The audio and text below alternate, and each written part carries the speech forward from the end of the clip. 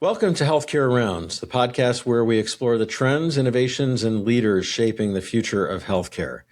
I'm your host, John Marchica, and today I'm speaking with Dr. Barry Davis, physician and author of Preventioneers. Dr. Davis has spent much of his career focused on advancing prevention in healthcare, challenging how we think about patient engagement, behavior change, and the structural incentives that continue to prioritize treatment over long-term health. In this conversation, we'll talk about what it really takes to move prevention from concept to reality, and what healthcare leaders need to rethink to make that shift happen. Dr. Davis, welcome to the program. Thank you, John. Glad to be here. So you've spent much of your career, I should full acknowledgement, this is the first time that we've met, so I had to do a little bit of research before, and I was just astounded how much work you've done in this area and really pushing for this prevention first mindset.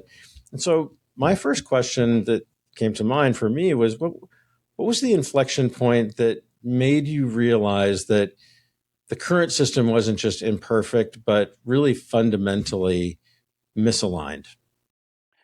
Well, there were a couple of times. One was during the course of working on these large hypertension clinical trials. It came across to me that we do them, we present the results. Sometimes the results go into guidance, but does it really get translated and implemented? And one of our studies that we did, which was a big one, was called AllHat. And after that was done, we decided that we wanted to do something more than just publish it and present it at meetings. We decided we wanted to do some translation and implementation. And we actually got a bunch of experts, and they helped us find ways to try and move it from the sort of the lab to the bedside. And we were somewhat successful in it. The other point, I guess, was when the pandemic started. And I saw that we had all this knowledge, and somehow that wasn't getting translated and implemented into action. And I said, what is going on? That's when I decided to write this book. So how do I phrase this? In thinking about prevention, is it a clinical challenge? Is it a behavioral challenge? Is it a system design challenge? Or is it kind of all of those things? All of those things. I mean, you have to realize that actually prevention comes from the word prevenire, Latin, and it means before come. So you want to do something before it happens. And so it's a clinical challenge because, how do you deal with the patient, getting them to follow your advice and so on. It's a behavioral challenge because the patient has to figure out how to do this. And it's a systems challenge because a lot of the things that involved in prevention shouldn't be individually so-called lifestyle things. The system or the environment should be such that it should actually make it easier for the patient to just do this automatically. So it's all of the above, and it applies to, hypertension is a great example of this, but it applies to so many other areas. Vaccines, screening, diabetes, and so on and so on and so on and so on. So you've said that, and you write about this too, that prevention is often misunderstood. So what do people think prevention means? I'm kind of thinking about a lot of the MAHA, a lot of the buzz around that these days. What do you think people think it is versus actually what it requires? Well, people think that it's you just come up with a concept and you tell everybody about it and you're done. No, it's a lot more than that.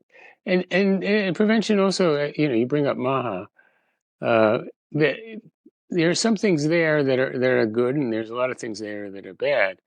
But one of the things is that with everything that we do, there's always some risk involved. But the question is the benefits clearly outweigh the risks? And so for like vaccines, they are so well studied, so well understood, and so on and so on and so on, that the benefits enormously outweigh the risks. There's risks in everything that we do in life. But yeah, so that you just can't. So for, let's say, for hypertension, we know that it's related to heart disease and strokes and kidney disease and so on. And we know that there are medications that can lower the hypertension. We know that there are lifestyle changes that can lower the hypertension. But just knowing this doesn't necessarily mean it gets translated into action. And that's the biggest problem with prevention. How do you translate it into action? Well, that kind of raises when you talk about action, how do you measure it? And I think about quality measures CMS is famous for, right? Um, Right. you know, blood pressure control and just at a certain level, or HbA1c under a certain level, right? But how do you measure whether you're succeeding at Well, preventive care? that's one. There's where you might start, is that look at how many of your patients are under control, and you can define control by the latest guidelines. And if they're not under control, how many people are close to control, and so on. But then you also have to look at the consequences if you're not under control. How many people are suffering these consequences? How many are getting into the hospital? How many are having heart attacks? How many are having strokes? How many are having uh, kidney disease? So there is a way to quantify all this and look at this. But it's, those are the kind of easily measurable things, because actually hypertension is associated with numbers. So in that case, you can quantify it. Sure, sure. You know, I've been thinking a lot about, as I've been reading through your work and thinking about back to, I'm going to say, at least a dozen years ago, when the accountable care organization concept was starting to be popularized. So Right, the pioneer ACOs, right, and the right, initial MSSPs, right, and and I did a lot of interviewing around that time, and I met a lot of people at conferences, physicians, who there were lots that were on board and lots that were maybe skeptical. And one of the things that the common refrain that I heard at the time a lot right. was, okay, you're going to be judging me on all of these things, but what about patient accountability? What about the patient's responsibility in let's say in reducing your blood pressure or reducing your cholesterol or getting your numbers in line if you're a diabetic? Like, in other words, you can lead a horse to water kind of Right, argument.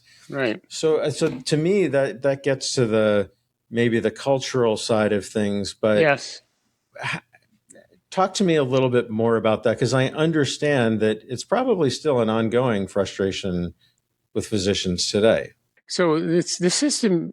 It shouldn't just be up to the individual. Somehow the environment needs to change for not only for patients but for everyone, to make it easier to do things.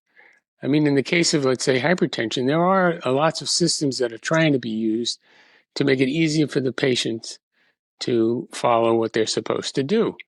There's all these systems where they would have teams that would monitor a patient's blood pressure, maybe through the home blood pressure monitoring devices or apps, and have ways to nudge them.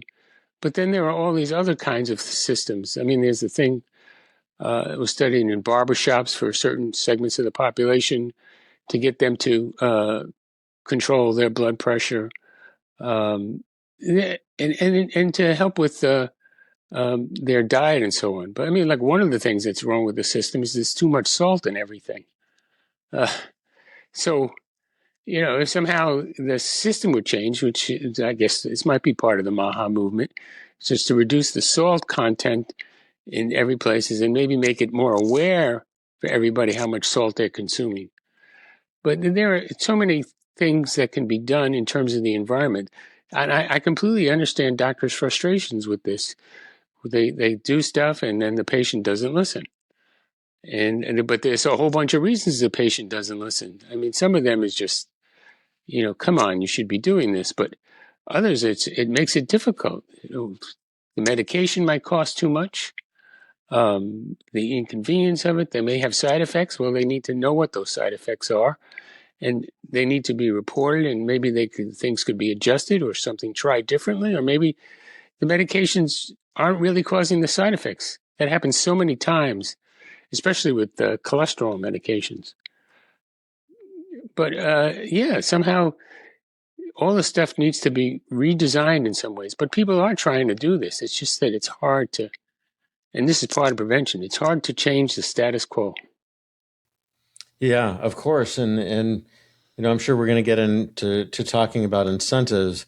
But my biggest question, which you probably get a lot, and I think about the times in my life, there have been a couple of blips where I've made major changes to diet or to exercise. And it seems like there was, I don't want to be overly dramatic about this, but it seems like there was a tipping point, or there was something that kind of pushed me over the edge to say, you know what, John, you got to lose about 20 pounds. Or, you know what, John, probably, you shouldn't be eating this kind of food, or, limit your wine intake, or whatever that may be. But it certainly came from within, but it was a precipitating event. And so it comes down to behavior. And so my big question is, what do physicians, or what do people maybe get wrong about how people actually change their behavior, right? I mean, I'm thinking like there's a book I remember reading years ago. It may have been from the 60s or 70s, How People Change, by Alan Wheelis or something like this. Really kind of dove into this topic. But isn't that fundamentally, if we're just talking about this one component of prevention, right, that personal responsibility, how do people make these changes? What is it? Is there a commonality? Because we can talk about the systems, but how do people do, in your experience, Dr. Davis, how do they do that? Well, okay, first of all, I'll say I'm not a behavioral expert. but so, something like you said, something can change in their life to realize that, some personal thing to say that, come on, I'm not doing this anymore. But it shouldn't be that way. Somehow the whole environmental system really needs to start moving in a different direction. I'm not saying you could just go from part A to part B immediately, but you need to be able to sort of shift the whole trajectory.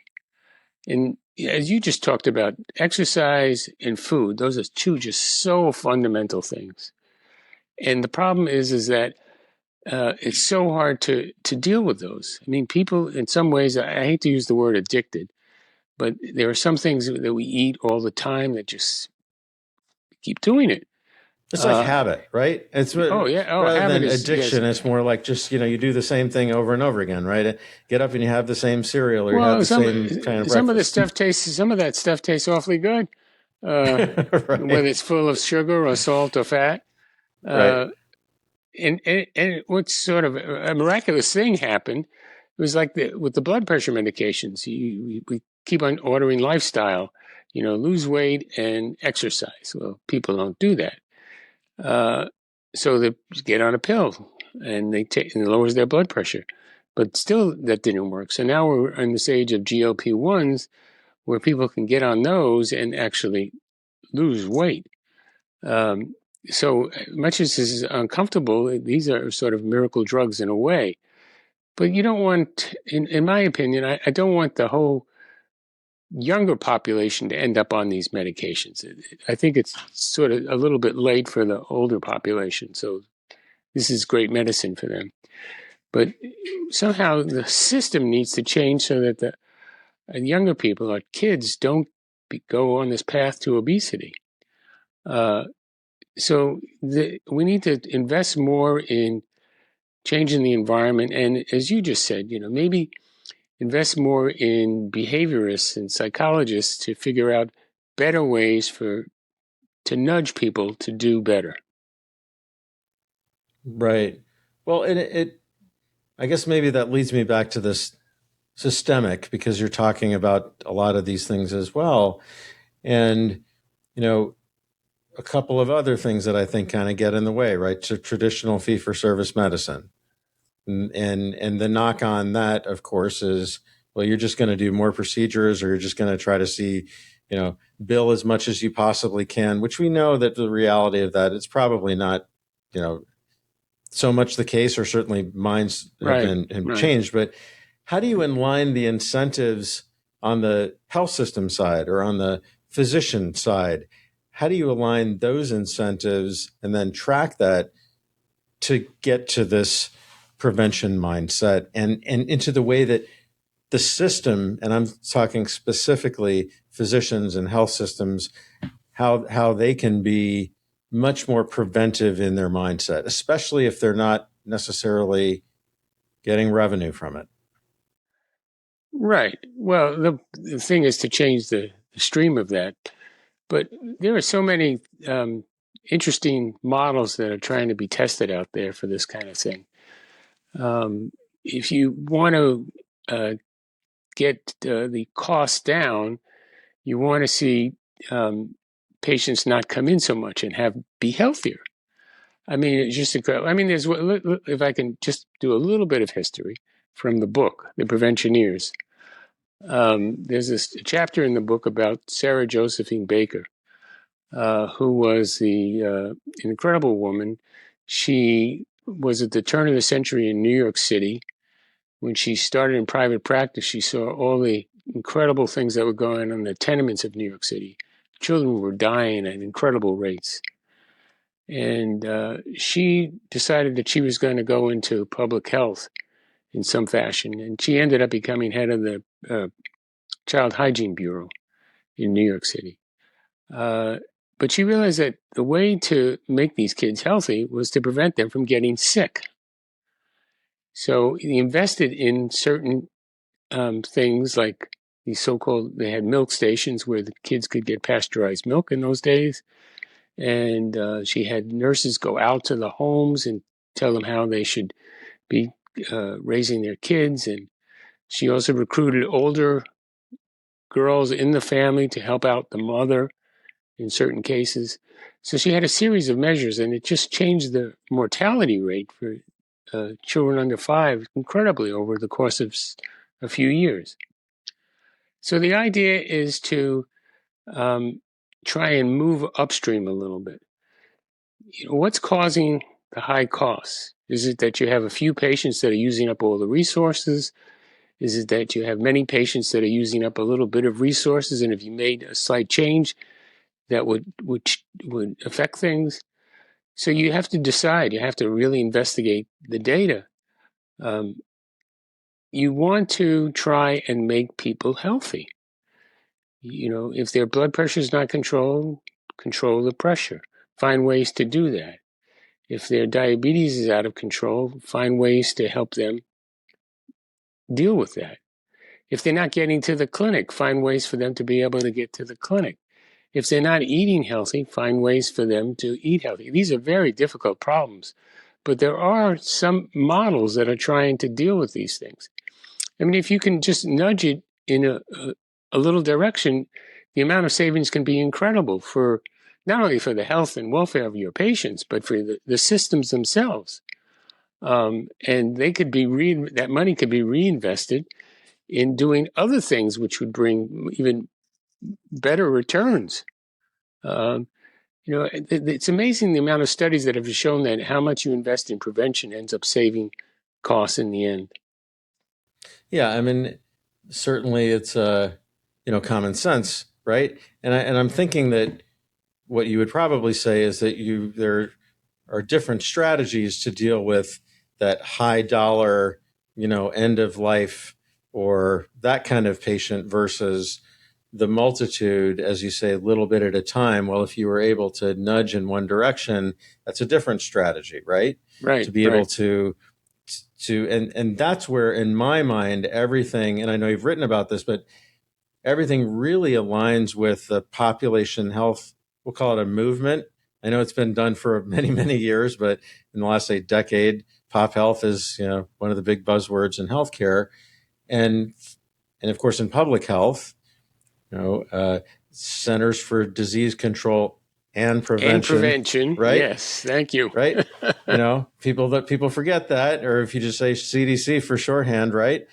And Actually, that makes me, and again, this is not a political show. I try to actually Okay. intentionally stay Right. away from those Yes. things. Uh, However, there are policy issues that because it's healthcare, because it's, you know, was it 5 trillion? I mean, a lot of money that we spend on it here in this country, then it does kind of go into that realm. And I'm just curious about are you concerned about at least proposed cuts that oh, will affect yes. CDC, that will affect Oh, public health? tremendously concerned. I mean, I was concerned before all this happened because I think that the way we spend money on research needs to be shifted a little bit. We spend a lot more on looking at stuff for treating and for curing, and we need to spend a little bit more on preventing because I think you get much more bang for the buck with that. But yes, you're cutting. Yeah, there's waste and everything. But it's like you're throwing the expression, you're throwing the baby out with the bathwater. It just this will affect so many things that can happen. I mean, not to get political, but just cutting out U.S. aid, which actually had projected a lot of soft power for the United States, but it's resulted in so many premature deaths around the world just for spending a little bit of money.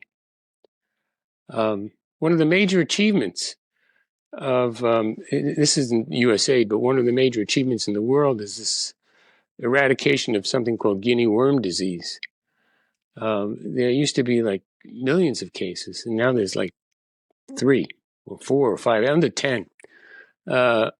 All because a great effort was made to eradicate the disease. And it wasn't eradicated through a vaccine or a treatment, it was eradicated through procedures. A great deal of effort went into eradicating smallpox. Smallpox no longer exists. So we don't have to worry about that one. Right, right. So if when thinking about, I'm trying to think of a system. If you were to design things sort of from the ground up, what would change with this preventioneer? And we'll get to that. But what changes from a systemic perspective? And I know you've been talking about some of this throughout our conversation. But if you were designing something, maybe in thinking about in terms of insurance plans or other things, like what would be sort of your top few list of things in designing a system that was more prevention oriented rather than, I don't know, curing the sickness kind of orientation? Right. So in the system, you would try and look at what are the biggest preventable harms that we suffer, um, whether it be cancer or heart disease or opioids or auto accidents, or not to be political, but even gun violence. Um, the what are the biggest ones, and what are the proven ways that we might um, deal with those things? But then, so you have this part of recognizing the harm, and you have this part of gathering the evidence. But then you have the really tough part of how do you translate that evidence into something translatable? How do you be able to do it such that it can reduce these preventable harms? And then the really, really tough part is once you find that, how do you implement it? How do you make it such that it's going to become just a part of the system? I mean, I do talk about this in the book. A perfect example of that is auto safety. Um, there was this huge preventable harm. There's this whole chapter about these doctors. These are literally doctors, a neurosurgeon, a plastic surgeon, an ear, nose, and throat doctor. These are the people who you would think would see auto injuries. Your face gets messed up, your head gets messed up. Um, and they decided that something needed to be done, and a light bulb went off in all their heads at various times, realizing that it's the person driving the car and all those things, but maybe you could design the car better such that even if they got an accident, that all this damage wouldn't be done. And that led to things like seat belts and padded dashboards and retractable steering wheels. And now we have these even better things, the modern car in the last 10, 15 years that has these cameras all over it and these automatic systems with automatic braking and so on and so on. So Ken, that's what I was talking about at the very beginning. This is a perfect example of that in that, why don't you change the driver's behavior? Yes, we should, of course. And we should change the design of roads and safeties and signals and so on. But let's help design the cars better so that even if you do have an accident, you'd have less damage. So you want to, and it became part of the culture. People probably don't remember that it took a long time to get seatbelts into cars. And then even when seatbelts became a regulation from the government, people weren't using them. People would sit on them. And then the car manufacturers put the warning signals in the cars. The thing goes off. And then you get a ticket now if you don't buckle up. But it was most interesting to me. I was on a podcast with recently, and is the emergency pediatric physician, and he told me that it's incredible the number of kids he sees in the emergency room that have car injuries, and the number one reason they have them is because they weren't wearing their seatbelts. So these are the things that we have to find ways to make it part of the environment. There's all those things. Those kids should have been wearing their seatbelt because the alarm goes off, and if they're with their parents and they get stopped by the law, they'll get a ticket, and so on and so on. But maybe there are other ways. So you have to just drill down. So you have to make this translation into this implementation, which will be part of the culture and the system. I mean, another example of that to me, that is somewhat obvious, is smoking. It took a long time to recognize that smoking was related to cancer and other diseases. It took a long time to show that, to gather the evidence. It met a lot of resistance, and then it took a long time to slowly bend the curve. But smoking still exists. Tobacco is still on the market. But the prevalence of it has just dramatically dropped. So it's got to become part of the culture. I mean, it did become part of the culture. We got it off the TV. We put warnings on the packages. It's now even some countries are trying to figure out ways to ban it altogether. That's going to be really tough. But we develop these laws that kids aren't supposed to get them. They find a way around it, but and so on and so on. It's not even part of the movies most of the time. It used to be part of the movies. But you think back to the 50s and 60s, if you watch old films or something, people are smoking all the time. Now they're still smoking in movies, but not so much. Well, there's a whole line of literature. I mean, I remember back at Dartmouth, there were some researchers there that really focused on the effects of smoking in movies and cigarette adoption among teens, and was really kind of on the forefront of, getting these kind of warning labels and things in movies to ensure that those things, at least the parents would know that those things were being shown. People were, and over time that smoking was reduced. I'm wondering how you feel about, we're a little bit off topic here, but we are talking about prevention. That's okay. How you feel about that social media, right? And the latest cases that have been coming out. I'm glad you brought that up, because I've done some broadcasts and written some op-eds about social media. I mean, that's the new sort of, they call it the tobacco moment, but that's sort of the new thing, in that we've seen this sort of harm that's been happening, especially to the kids, with social media and being on the phones all the time. And year after year, people have been complaining about it more. Researchers have been studying it more, providing more and more evidence. And yet it's still there. But what's happened is that, let alone that what they call the tobacco moment, where these people won a suit against the large media companies, like the suits were won against the tobacco companies. But there's also this increasing number of states that are banning phones from schools. I don't know, it's up in 25 or something states that may have already banned phones from school. And more are getting on the bandwagon of doing this. And the reports from the schools is just incredible. The kids are, actually paying attention. They're actually interacting with their peers. There's less bullying. There's less depression. So this is a social experiment that's happening before our eyes. But when you see this preventable harm and you gather evidence and then you try and translate and implement something on scale, maybe some good can happen. Well, it seems like people are paying attention, certainly finally, with the issue with kids. I watched it. I have 4 kids. I watched them, earlier days of Facebook and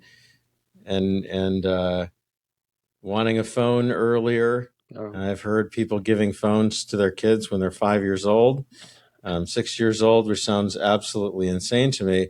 But the other thing I think that doesn't get talked about as much is, what about the effect on us as adults? What about the effect on discourse? Yes. It's I'm sure there's been stuff written about this, but it's kind of common sense maybe to say that these kinds of conversations that happen online, that they become more vitriolic, that they're more divisive, because all the good things. I swear, I've had this conversation the other day about the good and the bad of technology. Right? There's the great things that can happen, and staying in touch with your friends, right? Yes, and all that. And then the negative side of things, which may be contributing to our divided society today. Right? Yes, a lot of people have written about it and talked about it. You hide behind you say things that you wouldn't say to somebody's face. Right. It's easier to just blah, right, blah, blah, blah, right, online, right? right. So it is affecting adults too. I guess the one saving grace may be is that because we're adults and hopefully we're more mature, we have some more self-control. I'm not saying that's necessarily true, but it's very bad for kids because they don't have that at all. They're just trying to grow up. Of course. We've been doing a lot on one other question on value-based care. We're kind of working on a series on the current state and future of value-based care. How do you think that we're doing in the sense of, and not just value-based care in general, but where prevention falls within things like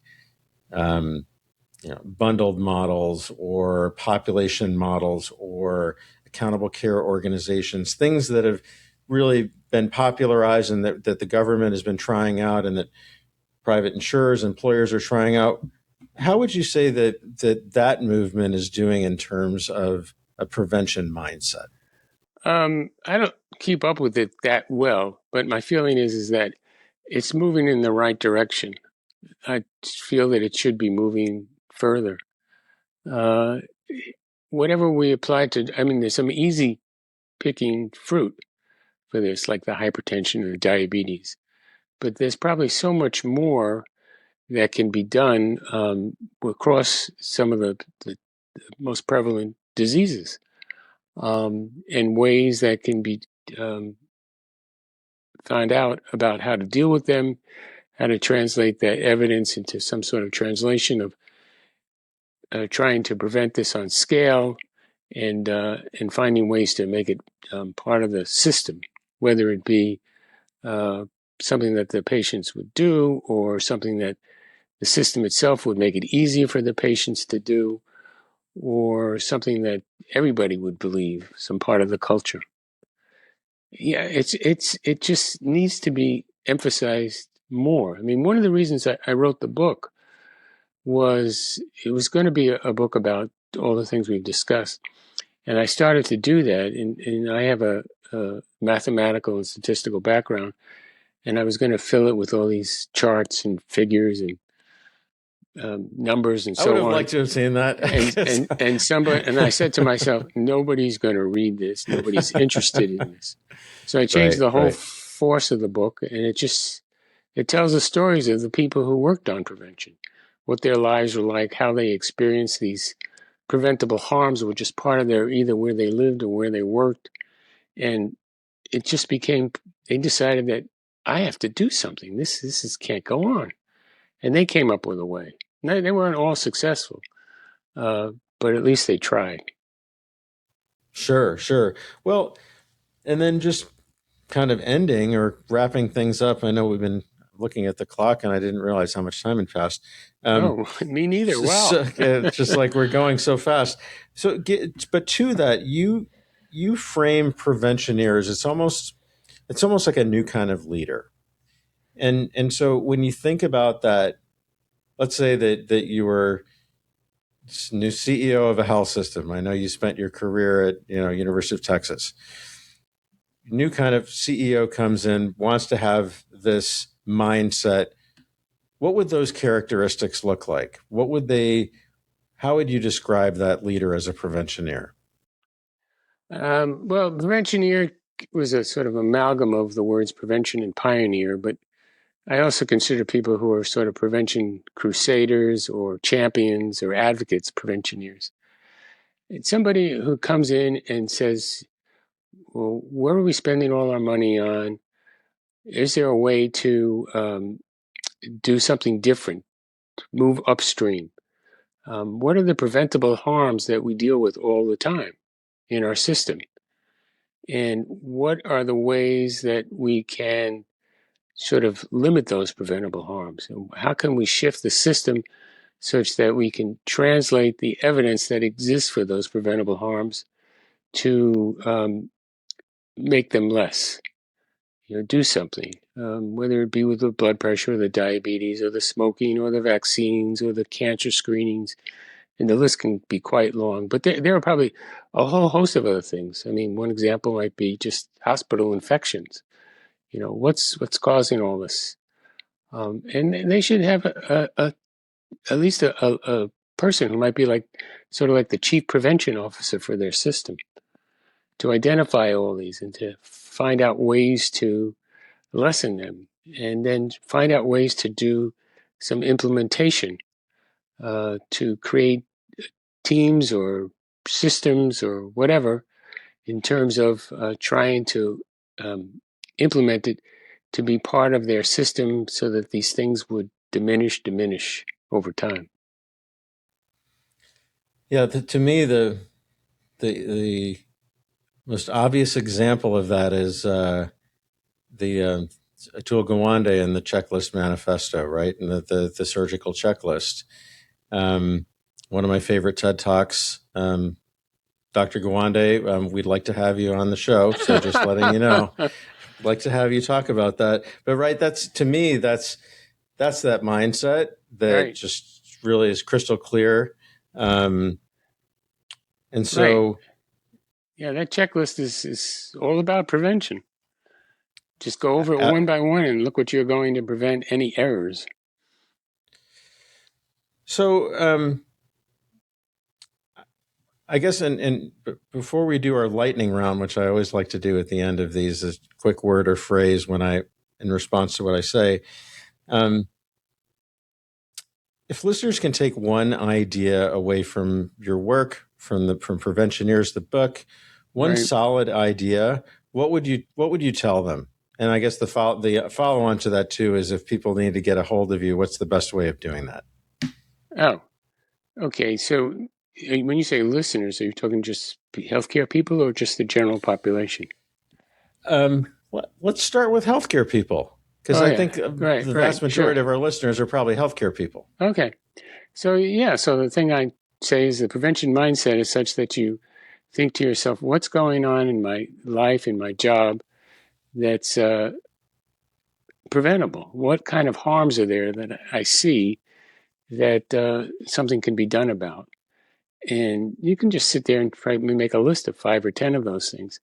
And then why are they not being prevented? is there evidence that something can be done to do this? And then think more deeply about that. How do you translate that into something that can actually be implemented to change it? But you're just seeing what are the preventable harms you can see around you. Sure. So the second part of that is if people want to reach out to you, sure. Dr. Davis, what's the best place to find you? Sure. Well, you can find me online, and there's a contact sheet on my website. There's also, they can reach my email, which is barryrddavismd@gmail.com. Those are probably the two best ways to reach me. We'll make sure to include all of that in the notes. All right. So before we go, so quick answers, first thing that comes to mind. All right. All right. So here's our quick lightning round. One behavior change, I know you're not a behavior guy, but one behavior change insight that preventioneers or leaders should really understand about prevention. That you convince the patient that it's in their best interest, and you talk to the patient about what can be done in their life to make this easier. Maybe they can suggest something, and then you can help out with it. Great.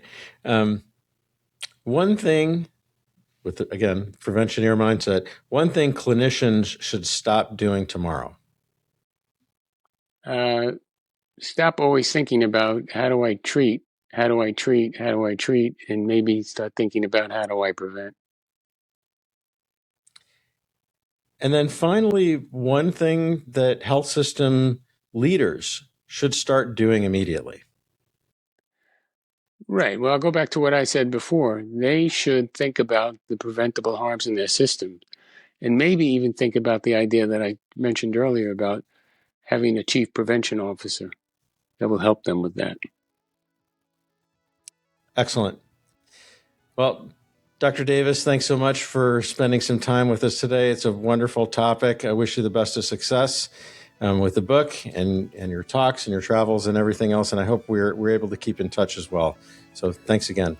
Thank you, John. I appreciate it so much. It's been great talking to you. And you too. And thanks to all of you for listening to Healthcare Rounds. And if you enjoyed this episode, make sure to share it with a colleague and leave us a review. It helps others find the show. And you can find more episodes on your favorite podcast platform or by visiting our website. I'm John Marchica, and we'll see you next round.